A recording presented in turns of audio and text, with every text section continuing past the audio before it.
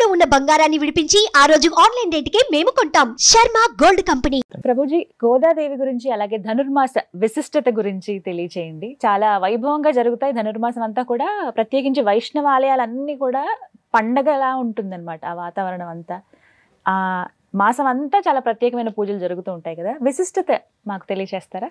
తప్పకుండా. శ్రీ విష్ణు చిత్త కులనందన కల్పవల్లి శ్రీరంగరాజ హరిచందన యోగదృశ్యాం సాక్షాత్ క్షమా కరుణయా కమలాభినాన్యాం గోధామనన్య శరణం శరణం ప్రబద్ధే. గోదాదేవి యొక్క అద్భుతమైన చరిత్ర, గోదాదేవి యొక్క భక్తి. కర్కటే పూర్వ ఫాల్గుణ్యాం తులసీ కాననోద్భవాం పాండ్యే విశ్వాంబరాం గోదాం వందే శ్రీరంగనాయకి అని అంటారు. గోదాదేవి మనకి పాండ్య దేశంలో శ్రీవెల్లిపుత్తూర్ అనే ప్రదేశంలో తమిళనాడులో విష్ణు చిత్తులు అని వాళ్ళ నాన్నగారు, ఆయనకి ఆవిర్భవించింది ఒక తులసి కోటలో, ఒక వనంలో, తులసి వనంలో ఆవిడ ఆవిర్భవించింది అనమాట. అయితే ఆయన ప్రొద్దున పూట వెళ్ళేసరికి ఈ చిన్ని పాప అక్కడ దొరికిపోయింది. ఎలా అయితే సీతమ్మ తల్లిని పెంచారో అలా విష్ణు చిత్తులు కూడా గోదాదేవిని పెంచుకున్నారనమాట. పెంచుకొని చక్కగా ఆయన చాలా గొప్ప భక్తులు, పెరియాల్వార్ అని అంటారనమాట. పెరియాల్వార్ ఎంత భక్తి అని అంటే, మనం భగవంతుడి దగ్గరికి వెళ్ళినప్పుడు ఏం చేస్తామండి, వెంటనే మన దగ్గర ఉండే కోరికలన్నిటినీ చిట్టా ఇప్పేసి నాకు ఇది చేయించు, నాకు ఇది చేయించు, నాకు ఇది చేయించు అని అడుగుతారు. కానీ పెరియాల్వార్లు భగవంతుడు ఈయనని చూడ్డానికి వస్తే ఏమని ప్రార్థన చేశారు తెలుసా? అయ్యా స్వామి, నీకు దిష్టి తగలకుండా ఉండాలి, వీళ్ళందరూ నిన్ను చూసినప్పుడు జాగ్రత్త, నువ్వు జాగ్రత్తగా ఉండాలి అని స్వామికి మంగళ శాసనాలు చేసిన భక్తుడు అనమాట విష్ణు చిత్తులు.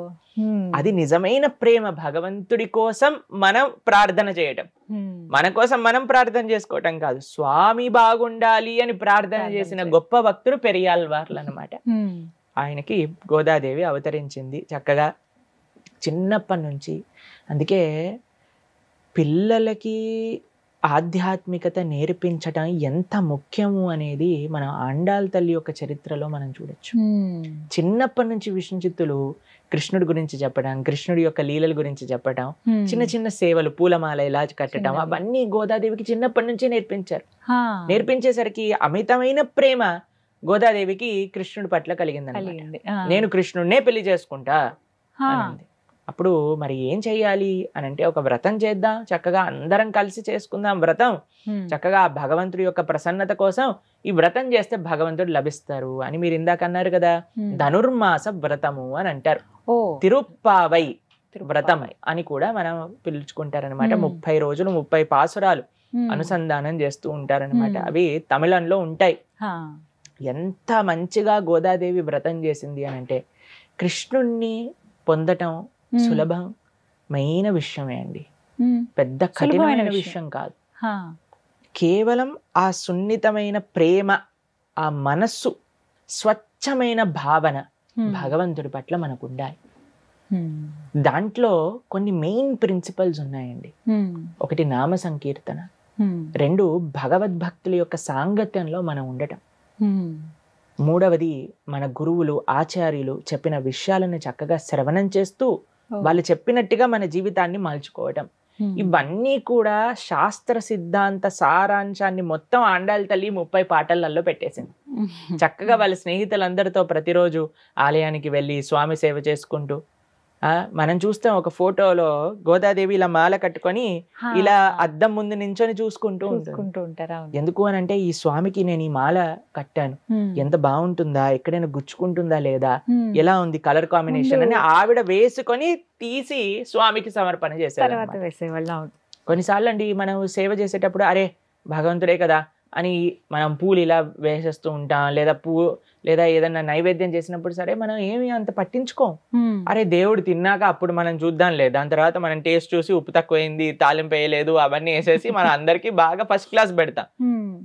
కానీ గోదాదేవి యొక్క భావన ఏంటండి, అయ్యో కృష్ణుడు బాగుండాలా, మాల బాగుండాలా, గుచ్చుకోకూడదా అని చూసుకొని ఇచ్చేది. ఒకరోజు తండ్రి గారు చూసారనమాట, అయ్యో స్వామికి వేసే ముందు నువ్వు వేసుకుంటున్నావేంటి, అలా చేయకూడదు, అది అపచారం అని అంటే, సరే నాన్న రేపటి నుంచి చేయను అనేసరికి గోదాదేవి మాల కట్టేసేది, అందులో పెట్టేసేది, విష్ణు చిత్తులు తీసుకెళ్లారనమాట. అయితే భగవంతుడు అన్నాడు, ఓ ఈ రోజు నీ కూతురు వేసుకోలేదు మాల, నాకు ఇది వద్దు అంటే, అయ్యా ఏంటి నీకు మాల వేసుకుంటే అది అపవిత్రం అవుతుంది కదా, లేదు లేదు, భక్తితో ప్రేమతో చూస్తున్న మాలలే నాకు కావాలి, కాబట్టి గోదాదేవిని వేసుకున్నాక నేను వేసుకుంటా అని చెప్పారు అనమాట స్వామి.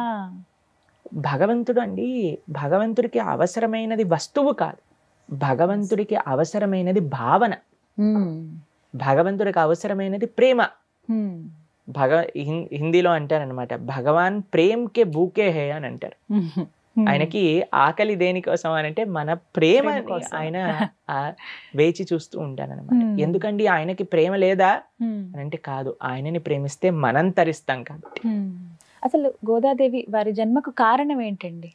మనకి భక్తి మార్గాన్ని చూపించడానికి, సులభంగా కృష్ణుణ్ణి ఆరాధన చేసి కృష్ణుణ్ణి పొందవచ్చు అని తమ జీవితంలో తాను ఆచరించి భగవంతుణ్ణి ప్రేమించి భగవంతుణ్ణి పొంది మనందరికీ ఒక మార్గదర్శకాన్ని చూపించింది. భక్తి, కృష్ణ భక్తి అనేది చాలా సులభం. చిన్న పిల్లండి గోదాదేవి వ్రతం చేసినప్పుడు ఎవరికైనా సులభం, అది ఎంతో ఆనందకరమైనది అని ప్రపంచానికి నిరూపించడానికి గోదాదేవి అవతారం అన్నమాట. కాబట్టి ఈ మీరు చెప్పినట్టుగా కృష్ణుడు భగవద్గీతలో మాసాన మార్గశీర్షోహం అని చెప్తారు. మాసములలో నేను మార్గశీర్ష మాసాన్ని, అదే ధనుర్మాసంగా మనం చెప్తాం. ఈ 30 రోజులు కూడా వివిధ వైష్ణవాలయాలలో ప్రొద్దున పూట చక్కగా అద్భుతంగా తిరుప్పావై అనుసంధానం చేసుకోవటం, చక్కగా చక్కెర పొంగలి, కట్ట పొంగలి, పులిహోర, దద్దోజనం, ప్రసాదాలు. మేము చిన్నగా ఉన్నప్పుడల్లా కూడా ఈ క్రిస్మస్ హాలిడేస్ వచ్చేవి మాకు, మా అమ్మమ్మ గారి వాళ్ళ ఇంటికి వెళ్ళామన్నమాట. వెళ్తూ ఉండేవాళ్ళం. మేము ప్రొద్దున పూట చిన్నప్పటి నుంచి కూడా ధనుర్మాస వ్రతం పూర్తిగా చేస్తూ ఉండేవాళ్ళం అనమాట.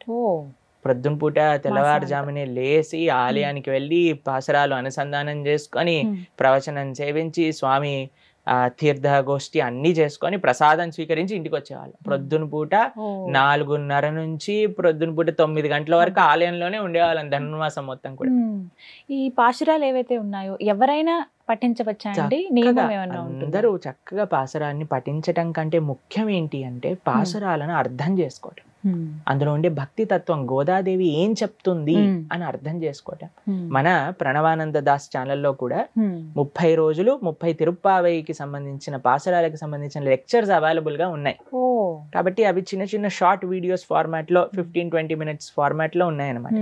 ఎందుకంటే అండి మనం పఠించేస్తాం, దాని యొక్క ఫలితం ఉంటుంది, కానీ దాని యొక్క అర్థం తెలుసుకుంటే అప్పుడు నిజంగా మన జీవితంలో ఎలా భగవంతుడి దగ్గరికి మనం వెళ్ళొచ్చు అనే విషయాలు మనకు అర్థం అవుతాయి. అంటే మాలాంటి వాళ్ళ కోసం సింప్లిఫై చేసి చెప్పండి ప్రభుజీ, అంటే ఉద్దేశం ఏంటి, ఏముంది అందులో పాశురాల్లో, ఏం చెప్పదలుచుకున్నారు? శాస్త్ర సారాంశం మొత్తం కూడా మీకు ఒక విషయం చెప్తాను. ఎన్ని వేదాలు, ఎన్ని పురాణాలు, ఇతిహాసాలు అన్నీ ఉన్నాయి కదండి. అవును, అన్ని చదివేంత సమయం ఉందా మనకి? ముందు ఓపిక ఉండదు ప్రభుజీ. ఓపిక ఉండాలి, నిష్ట కావాలి, ఇంట్రెస్ట్ ఉండాలి, అది మాకు చదవాలి అనే ఒక ఇది ఉండాలి. నిజమే. కానీ మీకు ఒక విషయం చెప్తాను, వీటి యొక్క సారాంశం మొత్తం కూడా ఎక్కడుంది అని అంటే భగవద్గీత, ఈ రెండిట్లో శాస్త్ర సారాంశం మొత్తం కూడా ఉంది. నిగమకల్ప తరోర్ గలితం ఫలం సుఖముఖాదమృత దవ సంయుతం పిబత భాగవతం రసమాలయం ముహురహో రసిక భువి భావుక అని అంటారు. శాస్త్రం మొత్తం కూడా ఆ సారాంశం, ఆ తీయదనం మొత్తం కూడా భాగవతంలో ఉంది. ఇన్ని చదవాల్సిన అవసరం, అన్ని చోట్లకి పరిగెత్తాల్సిన అవసరం లేదు. భాగవతం ఒక్కటి పట్టుకుంటే మొత్తం శాస్త్ర సారాంశం మొత్తం గీతా భాగవతాలలో ఉండిపోతుంది. ఈ గీతా భాగవతాల యొక్క సారాంశం అంటే ఒక సినాప్సిస్ రూపంగా మనం చూస్తే అది తిరుప్పావైలో కూడా మనకి లభిస్తుంది. ఏంటి తిరుప్పావై చెప్పేది అని అంటే భగవన్నామ వైభవం, 2 భగవద్భక్తి వైభవం, భాగవతుల యొక్క వైభవం. భాగవతులు అంటే భగవద్భక్తులు, వాళ్ళ యొక్క వైభవం. ఇవే అండి, ఈ 3ని మనం పట్టుకుంటే భగవంతుని చేరుకున్నట్టే. ఇవే పాశురాల్లో, ఇవే పాశురాలలో వివిధ రూపాలలో ఎంత బ్యూటిఫుల్ గా ఆండాల్ ఎక్స్ప్లెయిన్ చేస్తుంది అని అంటే అంత బ్యూటిఫుల్ గా చెప్తుంది. ప్రభుజీ తమిళంలో ఉంటుందన్నారు కదా, అంటే మేము మాలాంటి వాళ్ళు చదువుకోవడానికి వీలుగా తెలుగు కానీ సంస్కృతంలో కానీ వింటూ వస్తే వచ్చేస్తాం, అంతే. అంత ఈజీ కాదు. మేము కూడా చిన్నప్పుడు ఆ గోదా పాశురాలు నేర్చుకున్నప్పుడు కొద్దిగా సమయం పట్టింది, కానీ వచ్చేసింది. కాబట్టి అందరూ ప్రయత్నం చేయొచ్చు, అందరూ నేర్చుకోవచ్చు. నాకు ఒకసారి ఒకరితో మాట్లాడుతున్నాం అనమాట. ఓ నేను డాన్స్కి వెళ్తున్నాను ప్రభుజీ అని చెప్పారనమాట. అయితే ఏం డాన్స్కి వెళ్తున్నావు నువ్వు అని అంటే ఏదో జుంబా అని ఏదో చెప్పారనమాట. అదేనన్నా ఇదేంటబ్బా నేను ఎప్పుడు వినలేదు, ఇదే వెస్ట్రన్ డాన్స్ ఫార్మ్ ప్రభుజీ అని అంటే ఈజీ అయినా లేదు ప్రభుజీ కొద్దిగా కష్టపడాలి కానీ వచ్చేస్తుంది అని చెప్పారనమాట. అప్పుడు నేను అనుకున్నా ఒకళ్ళు ఒక డాన్స్ నేర్చుకోవడానికి ఒక వెస్ట్రన్ కల్చర్కి సంబంధించిన దానికి ప్రయత్నించి నేర్చుకొని చేస్తున్నారే, అలాంటప్పుడు మనం భగవంతుడికి సంబంధించిన ఏ భాషలో ఉంటే ఏముందండి, తమిళంలో ఉన్నా, వ్రజభాషలో ఉన్నా, బెంగాలీలో ఉన్నా, ఒడియాలో ఉన్నా నేర్చుకోదగింది. ఎందుకంటే మనం స్వామి ప్రేమికులం కాబట్టి. మనకు ఆసక్తి ఉంటే ఖచ్చితంగా తప్పకుండా నేర్చుకుంటారు. ఆ సంకల్పం అనేది ఉండాలి. కాబట్టి ఈ తిరుప్పావై ధనుర్మాస వ్రతం అనేది చాలా అద్భుతమైన విషయం. ఆండాళ్ తల్లి చెప్పిన విషయాలు తిరుప్పావైలో ముఖ్యంగా వినటం చాలా ముఖ్యం. ఏ సమయంలోనైనా ఇలా మేము ఆడియో పెట్టుకుని వినొచ్చు, తప్పకుండా వినొచ్చు. ఈ ధనుర్మాసంలో చక్కగా మనం భగవంతుడి యొక్క ఆరాధన విశేషంగా చక్కటి నియమాలను పాటిస్తూ మంచిగా స్వామి దగ్గరికి వెళ్ళే మాసాలు ఈ కార్తీక మాసం, ఇటు ధనుర్మాసం, ఈ రెండు కూడా కృష్ణుడికి ఎంతో ప్రీతికరమైనవి అన్నమాట. ఈ 2 మాసాలు కూడా మనం చాలా బ్రహ్మాండంగా కాన్షియస్ గా ఉంటే ఇయర్ అంతా కూడా ఆ కాన్షియస్నెస్ మనకి ముందుకెళ్ళడానికి యూస్ఫుల్ గా ఉంటుంది. న్యూ ఇయర్ లాంటి డిస్ట్రాక్షన్స్ మనం పక్కన పెట్టి మనం ధనుర్మాసం పైన ఫోకస్ చేస్తే అప్పుడు ఖచ్చితంగా బాగుంటుంది అంటారు.